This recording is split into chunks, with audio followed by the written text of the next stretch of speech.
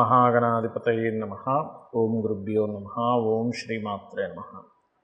పరమేశ్వర స్వరూపమైనటువంటి జ్యోతిష, వాస్తు మరియు ఇతర అనేకమైనటువంటి శాస్త్రములను మనకు అందించినటువంటి మహర్షులకి నమస్కారం. హైగ్రీవ హైగ్రీవ హైగ్రీవేతియో వదేత్ తస్య నిస్సరతేవాణి జన్హుగన్యా ప్రవాహవత్. అరుణాం కరుణాతరంగితాక్షీం ధృతపాశాంకుశపుష్పబాణచాపాం అనిమాదివిరావృతాం మయూకైః అహమిత్యేవ విభావయే భవానీం. శ్రీమాత్రే నమః.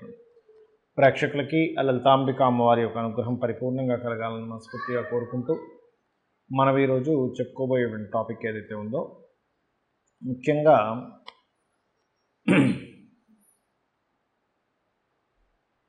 14వ తేదీ నుంచి 20వ తేదీ వరకు ఉన్నటువంటి గ్రహస్థితి కనుక చూసుకుంటే, మేషంలో రవి గురువుల యొక్క సంచారము, అదేవిధంగా ఈ వారం మిథున రాశి నుంచి సింహరాశి వరకు చంద్రుడి యొక్క సంచారం జరుగుతూ ఉంటుంది. కన్యలో కేతువు, కుంభరాశిలో శనికుజుల యొక్క సంబంధం కలిగి ఉంది. మీనరాశిలో రాహువు, బుధుడు, అదేవిధంగా శుక్రుడు. బుధుడు వక్రించి మేషం నుంచి వెనక్కి వెళ్ళాడు. ఈ యొక్క కాంబినేషన్ అనేటువంటిది ఏర్పడడం జరిగింది. కాబట్టి ద్వాదశ లగ్నాల వారికి, లగ్నం తెలియని వారు రాశి నుంచి చూసుకోవచ్చు వీరికి ఎలా ఉండబోతుంది, మరియు ఎటువంటి పరిహార మార్గం చేసుకోవాలి, ఏ విషయాలు జాగ్రత్తగా ఉండాలనే విషయం మనం ఇప్పుడు తెలుసుకుందాం. ధనుర్లగ్నము, ధనుస్సు రాశి. ధనుస్సు వారికి కనుక చూసుకున్నట్లయితే రాస్యాధిపతి పంచమ స్థానంలో రవితో కలిసి ఉన్నాడు. ఇది ఒక భక్తి యోగము, ఆధ్యాత్మిక యోగము, జ్ఞాన యోగము మరియు సంతాన యోగంగా చెప్తూ ఉంటారు. కాబట్టి ఇవన్నీ కూడా అంటే ఒక మంచి స్పిరిచువల్గా ఉండేటువంటిది ఏదైతే ఉందో, మీకు ఆ స్పిరిచువల్ ఇది బాగుంటుంది చెప్పాలంటే. అలాగే మరొక విషయం ఏంటంటే, దీంతోపాటు కుటుంబ స్థానం ఏదైతే ఉందో, కుటుంబ అధిపతి ఎవరైతే ఉన్నారో శని కుజుడితో కలిసి ఉన్నాడు. సో శని ఎప్పుడైతే కుజుడితో కలిసి ఉన్నాడో, ఇది పర్టికులర్గా ఈ శని కుజుల యొక్క కలయిక 3వ స్థానంలో ఉంది. కాబట్టి ఈ 3వ స్థానంలో ఉన్నటువంటి శని కుజులు పర్టికులర్గా గుర్తుపెట్టుకోండి, ధనం ఏదైతే ఉందో, ఈ ధన సంబంధించిన కమ్యూనికేషన్ రిలేటెడ్ సంబంధించిన, అంటే ఎవరికైనా ధనం ఇవ్వడం ద్వారా కమ్యూనికేట్ అయ్యేటువంటి విషయాల్లోని కొంతవరకు మీకు ఈ స్ట్రెస్ అనేటువంటిది ఇస్తూ ఉంటుంది. అందులో ముఖ్యంగా మీరు సిబ్లింగ్స్తో, అంటే మీ యొక్క తోబుట్టువులు ఫ్రెండ్స్తో మీరు ఏదైనా అగ్రిమెంట్స్, మధ్యవర్తిత్వం ఉండేటువంటి విషయాల్లో చాలా జాగ్రత్తగా ఉండాలి. బయట దేశాలకు వెళ్ళడానికి, బయట దేశాల వారితో ఏదైనా బిజినెస్ డీల్స్ చేసుకోవడానికి, కొంతమంది చూడండి బయట దేశాల్లో ఉంటారు, వాళ్ళు ఫండింగ్ చేస్తుంటారు మీకు. అలా ఎవరైనా బయట వాళ్ళు మీకు ఫండింగ్ చేసేటువంటి వాటిల్లోని కొంత జాగ్రత్త వహిస్తూ ఉండాలి. మరియు మరొక విషయం ఏంటంటే, ఇక్కడ గమనించుకున్నట్లయితే, ఇక్కడ ఈ పంచమాధిపతి కుజుడు ఎప్పుడైతే శనితో కలిసి ఉన్నాడో, ఈ శనితో కలిసి ఉండడం అనేటువంటిది ఏదైతే ఉందో, ఈ పంచమాధిపతి ఇక్కడ ఈ 3వ స్థానంలో ఉండడం వల్ల పర్టికులర్గా కొంత సంతానం కొంత మొండిగా వ్యవహరించడము, దాని పట్ల మనం కాన్సన్ట్రేషన్ చేయాలి, లేకపోతే దీంతో మనం పడలేకపోతున్నామని. అందులో ముఖ్యంగా ఓన్లీ సంతాన స్థానాధిపతి అనే కాకుండా ఫ్రెండ్స్తోని, కొంత రాజకీయ సంబంధించిన విషయాల్లో ఇటువంటి సిచ్యువేషన్స్ జరుగుతూ ఉంటాయి. లోన్స్, పర్టికులర్గా మీకు హోమ్ లోన్స్ లభిస్తాయి ఈ వారం. ఎందుకంటే హోమ్ లోన్స్ లభించేటువంటి యోగం బలంగా ఉంది. అందులో మీ పేరు మీద కాకపోయినా మీ జీవిత భాగస్వామి పేరు మీద కూడా ఏదైనా ప్రాపర్టీ తీసుకోవడము, లేదా వాహనం తీసుకోవడము, మంచి లగ్జరీ వెహికల్ తీసుకునేటువంటి యోగం నడుస్తుంది ప్రజెంట్ మీకు. లేదా బయట దేశాల్లో లగ్జరీ విల్లా కావచ్చు, వాహనం కావచ్చు, గృహం కావచ్చు తీసుకునేటువంటి యోగం ముమ్మాటికి కనిపిస్తుంది. కాకపోతే ఇక్కడ దశమ స్థానంలో కేతు ఉన్నందుకు వృత్తి సంబంధించినటువంటి విషయంలో ఏదైతే కొంచెం తొందరపాటు నిర్ణయాలు తీసుకునేటువంటిది ఉందో, దాని నుంచి కొంతవరకు మనం తొందరపాటు నిర్ణయాలు తీసుకుంటున్నాము, ఇది ఇలా కాదు, మనం ప్లానింగ్ చేసుకోవాలి అనేటువంటిది మనం తెలుసుకోవాల్సిన పరిస్థితి వస్తూ ఉంటుంది.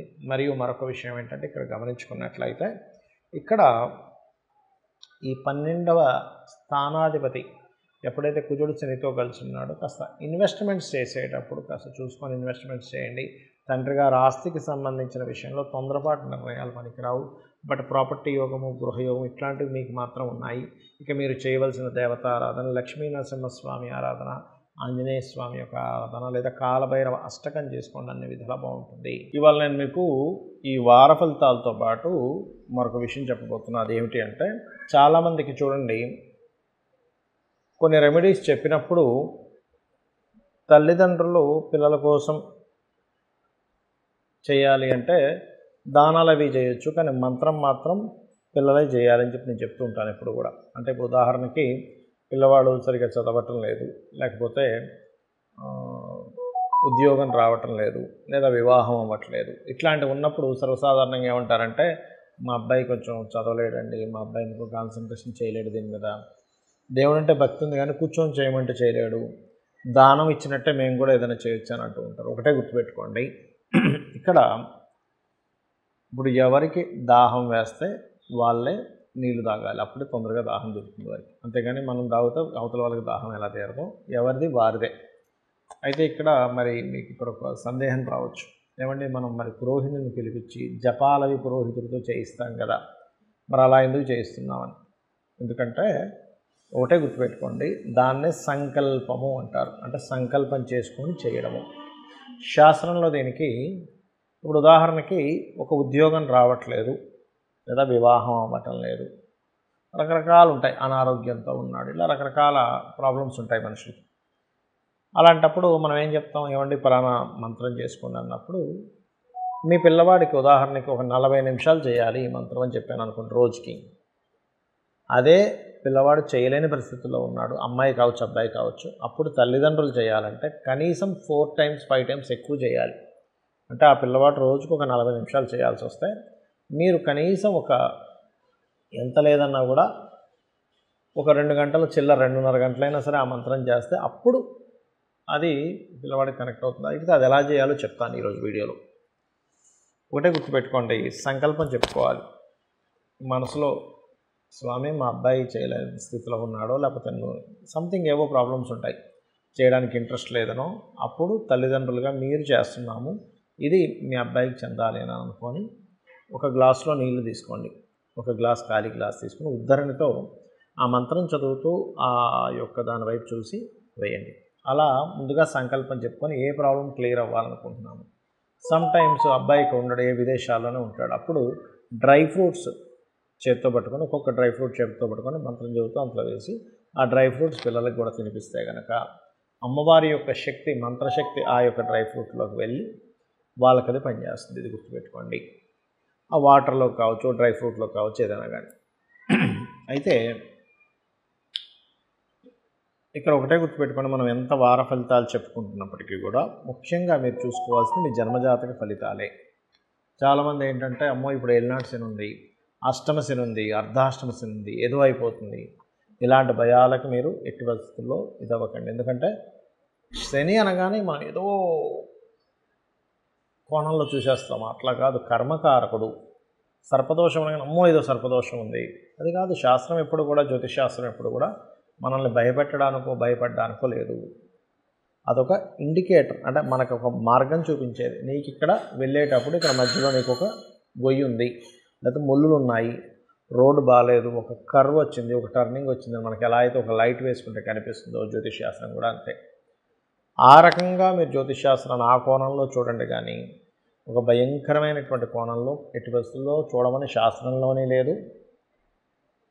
మనము ఆ కోణంలో చూడడం వల్ల అనవసరంగా నష్టపోవడం తప్పితే లాభమే ఉండదు. కాబట్టి ఏమిటంటే ఇక్కడ ఒకటే, మనకి జాతచక్రంలో ఎటువంటి యోగాలు ఉన్నప్పటికీ కూడా ఒకటే, అమ్మవారిని నమ్ముకొని మీరు కనుక మీ యొక్క లైఫ్ని మీరు కనుక ముందుకు తీసుకెళ్తూ ఉన్నట్లయితే, నాకేంటి అమ్మవారు ఉంది, నేను పలానా అమ్మవారిని నేను సాధన చేస్తున్నాను, నాకంతా అమ్మవారే చూసుకుంటుంది, లైఫ్లో ఒక టర్నింగ్ పాయింట్ వచ్చిందా, లేకపోతే ఒక ఇబ్బంది కలిగిందా.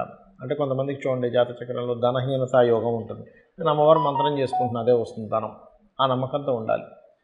వివాహం అవ్వట్లేదు, నేను అమ్మవారి మంత్రం చేసుకుంటున్నా వస్తుంది, అమ్మవారే ఇస్తుందని బలంగా నమ్మాలి, ఫిక్స్ అవ్వాలి మైండ్లో. లేదా ఉద్యోగం రావట్లేదు అంటే కొంతమందికి దశమస్థానం బాగోలేదు, ఉద్యోగం రాదు, ఇబ్బంది అవుతూ ఉంటుంది. లేదా లాభస్థానం బాగాలేదు, వ్యాపారాల్లో పెద్దగా కలిసి రాదు. లేదా ఒక్కొక్కసారి వివాహ జీవితం బాగోదు, 12వ స్థానం పాడైంది.